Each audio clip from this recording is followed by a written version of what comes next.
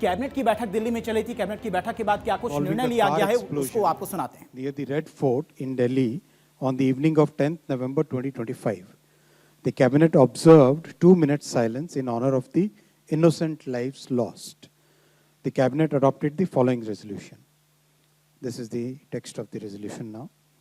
The country has witnessed a heinous terror incident perpetrated by anti-national forces through a car explosion near the Red Fort on the evening of 10th November 2025. The explosion resulted in multiple fatalities and caused injuries to several others. The cabinet pays its solemn respects to the victims of this senseless act of violence and conveys its heartfelt condolences to the bereaved families. The cabinet prays for the speedy recovery of all those injured and appreciates the prompt efforts of the medical personnel and emergency responders who have been providing care and support to the victims. The cabinet unequivocally condemns this dastardly and cowardly act that has led to the loss of innocent lives. The cabinet reiterates India's unwavering commitment to a policy of zero tolerance towards terrorism in all its forms and manifestations. The cabinet also recorded its appreciation for the statements of solidarity and support from many governments around the world.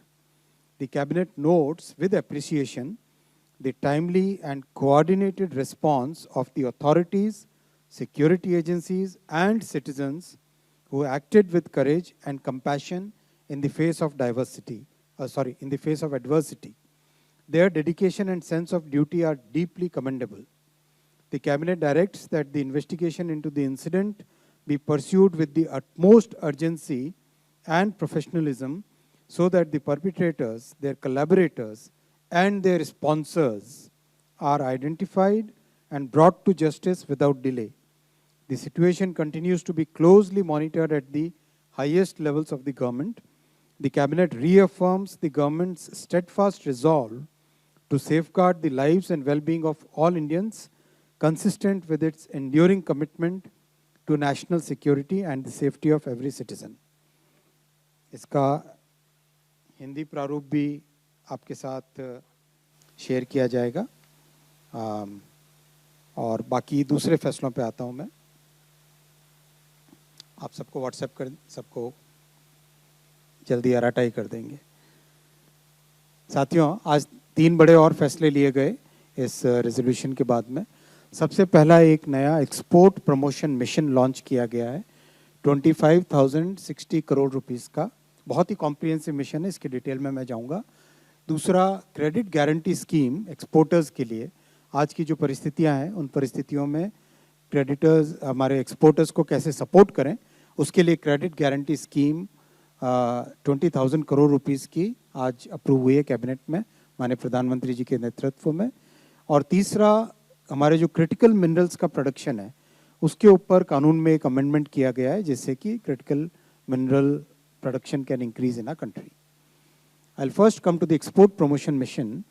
This is a very comprehensive mission which has been approved by the cabinet under the leadership of our Honorable Prime Minister today. As you recall, in the previous budget, this announcement was made that one export promotion mission will be started.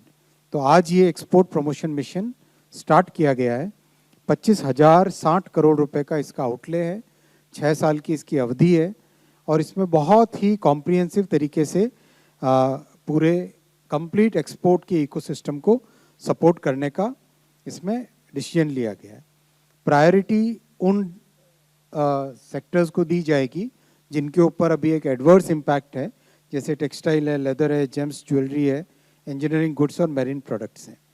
2 इसके pillars हैं। पहला pillar है निर्यात प्रोत्साहन और दूसरा है निर्यात दिशा। फर्स्ट पिलर इज निर्यात प्रोत्साहन एंड सेकंड वन इज निर्यात दिशा। इसका कंप्लीट डिजिटल इम्प्लीमेंटेशन होगा कॉमर्स मिनिस्ट्री में। निर्यात प्रोत्साहन आपके सामने अभी ये प्राइमरीली क्रेडिट की अवेलेबिलिटी और क्रेडिट की कॉस्ट कम हो उस पर फोकस किया गया है। Niryat Protsahan is focused more on availability of credit and reducing the cost of capital. सबसे पहला इसका एलिमेंट है वो है interest subvention for pre and post shipment credit. अगर हम ग्लोबली भारत की इंटरेस्ट रेट्स को देखें तो कॉम्पिटिटिव बनाने के लिए इंटरेस्ट रेट्स को कम करना, उसमें इंटरेस्ट सबवेंशन देना इस एलिमेंट का पर्पस है। और बहुत बड़ा फोकस रहेगा एमएसएमई एक्सपोर्टर्स, और with in that category micro and small will be given utmost priority. Second, alternative trade instruments. आप सब जानते हैं बिल डिस्काउंटिंग और export factoring is a very important way by which people secure their payments. तो उसमें एक level और deep जाना। मान लो एक एक्सपोर्टर है जो इंजीनियरिंग के गुड्स बना रहा है। अब वो एक्सपोर्टर अपना रॉ मटेरियल कुछ फैब्रिकेटेड आइटम्स अगर मान लो खरीद के लाता है, उसके जो सप्लायर हैं अगर उनको भी क्रेडिट की गारंटी मिले, उनको भी क्रेडिट अगर बेटर मिले, तो उसके लिए cost of raw material, cost of components कम हो जाएगी, तो वो दुनिया में और ज़्यादा कॉम्पिटिटिव हो सकेगा।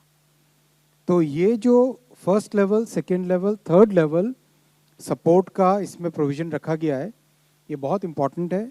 और दुनिया के कई देशों से ये जो लर्निंग्स आई हैं, कैसे दुनिया में एक्सपोर्टर आगे बढ़े, वो लर्निंग यहाँ पे इम्प्लीमेंट की जा रही है। थर्ड, इजी क्रेडिट हो, उसके लिए ई कॉमर्स एक्सपोर्टर्स के लिए क्रेडिट कार्ड बनाया जाएगा, वो लॉन्च किया जाएगा। Fourth, collateral support for export credit. अभी भी हम जानते हैं एक्सपोर्ट क्रेडिट में कई बार वर्किंग कैपिटल मिलता है, कई बार टर्म लोन मिलता है, फिर भी कहीं ना कहीं कुछ ना कुछ गैप रह जाता है। तो उस गैप को कैसे फुलफिल करे, उस गैप को फिलअप करने के लिए ये फोर्थ एलिमेंट रखा गया है।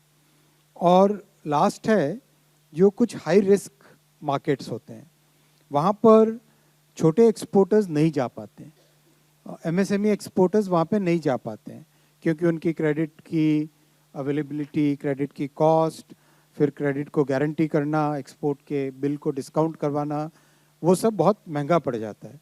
तो उसके लिए फिफ्थ एलिमेंट रखा गया है, जो हाई रिस्क मार्केट्स या नए मार्केट्स में जाने की जो रिस्क है, उस रिस्क को कैसे कम किया जाए, that is part of this element निर्यात प्रोत्साहन। Second pillar of this entire mission is निर्यात दिशा। निर्यात दिशा का सारा फोकस है जो नॉन टैरिफ बैरियर्स दुनिया में कई देशों ने बना के रखे हुए हैं, उनको काउंटर करना। फॉर एग्जाम्पल, बहुत सारी कंट्रीज ऐसी हैं जिन्होंने अपने अलग से स्टैंडर्ड्स बना के उन स्टैंडर्ड्स की कंप्लायंस को इतना डिफिकल्ट कर देते हैं कि कोई भी देश उनको सामान भेज ही ना पाए। इलेक्ट्रिकल स्टैंडर्ड्स अलग कर लेंगे, मैकेनिकल स्टैंडर्ड्स अलग कर लेंगे, केमिकल, फार्मास्यूटिकल, हर सेक्टर में अपने एक नए स्टैंडर्ड्स बना लेंगे, जिससे कि कोई बाहर से अगर उनके देश में करने जाए एक्सपोर्ट, तो उसके लिए वो एक नॉन टैरिफ बैरियर बन जाता है। उन सब कंप्लायंसेस के लिए और जो technical evaluation, technical measurements, checking, certification, उस सब की कॉस्ट होती है, उस कॉस्ट को इसमें मीट किया जाएगा निर्यात दिशा के माध्यम से। सेकंड इसमें एलिमेंट है सपोर्ट फॉर मार्केट एक्सेस। बहुत सारे इंटरनेशनल ट्रेड फेयर्स वगैरह इतनी हाई फी रखते हैं कि हमारे माइक्रो और स्मॉल एक्सपोर्टर्स, उनको वो चांस ही नहीं मिलती है to be able to exhibit their goods and services in those international exhibitions. उसके सपोर्ट के लिए मार्केट एक्सेस का एक एलिमेंट रखा गया है। थर्ड एलिमेंट रखा गया है एक्सपोर्ट वेयर हाउसिंग। बहुत इंपॉर्टेंट है, जस्ट इन टाइम आजकल लोग मांगते हैं, तो उस केस में जस्ट इन टाइम सप्लाईज के लिए प्रॉपर वेयर हाउसिंग, प्रॉपर जो ग्लोबल स्टैंडर्ड्स के लॉजिस्टिक्स के एलिमेंट्स हैं, उन सब का ध्यान में रखते हुए एक्सपोर्ट वेयर हाउसिंग का इसमें रखा गया एलिमेंट। फोर्थ है इनलैंड ट्रांसपोर्ट एंड हैंडलिंग। जैसे मान लो पहाड़ी एरिया हमारे, वहाँ से कोई प्रोडक्ट अगर पोर्ट तक पहुँचाना है तो कॉस्ट इतनी हाई हो जाती है कि कॉम्पिटिटिवनेस कम हो जाती है। सुदूर नॉर्थ ईस्ट के डिस्ट्रिक्ट्स हैं, छत्तीसगढ़, झारखंड, इनके जो ऐसे डिस्ट्रिक्ट्स हैं जो थोड़े दूर हैं, ऐसे डिस्ट्रिक्ट्स को कवर करने के लिए, उनको कॉम्पिटिटिव बनाने के लिए डोमेस्टिक ट्रांसपोर्टेशन में सपोर्ट दिया जाएगा इस स्कीम के तहत। फिफ्थ है एक्सपोर्ट ब्रांडिंग और पैकेजिंग पे बहुत सपोर्ट दिया जाएगा। हम सब देखते हैं कि आज की दुनिया में मान लो जापान का कोई प्रोडक्ट है तो किस तरह से उसकी ब्रांडिंग, कैसे उसकी पैकेजिंग होती है, तो वो प्रोडक्ट की वैल्यू को एनहांस करता है। ये सब भारत के प्रोडक्ट्स में भी आए, एक्सपोर्टर्स को ये फैसिलिटीज़ मिले, वो इस स्कीम में रखा गया है। और सिक्स्थ एलिमेंट रखा है ट्रेड फैसिलिटेशन एंड इंटेलिजेंस। बड़े जो एक्सपोर्ट हाउसेज हैं उनके पास बहुत नॉलेज होती है, बहुत इंटेलिजेंस होती है, लेकिन माइक्रो और स्मॉल में उस तरह की इंटेलिजेंस नहीं मिल पाती है। So we will be creating a platform जिससे कि किस देश में क्या रिक्वायर्ड है वो अगर पता चलता रहे हमारे specially small and micro exporters को, सो इन दैट केस उनको भी एक कॉम्पिटिटिव एडवांटेज मिलेगा। तो कैबिनेट की बैठक में कई अहम फैसले लिए गए।